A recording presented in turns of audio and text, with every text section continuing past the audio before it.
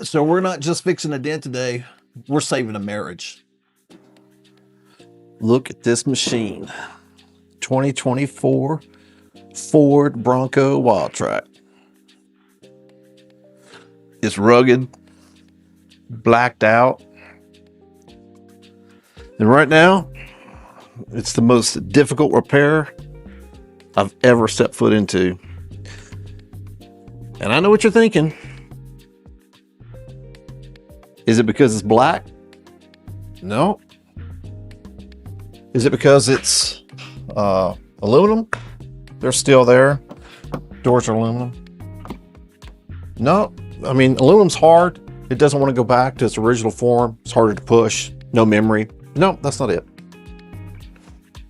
The reason this dent is a structural catastrophe is because the client's unreasonable.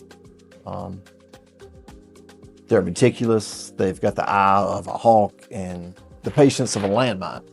So I don't normally give out my clients' info when I do these cars. I try to keep it confidential. I try to hide the license plates, etc.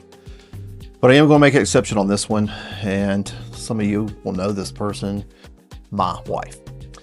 So if I don't get this thing looking flawless, I'm going to be sleeping in this thing.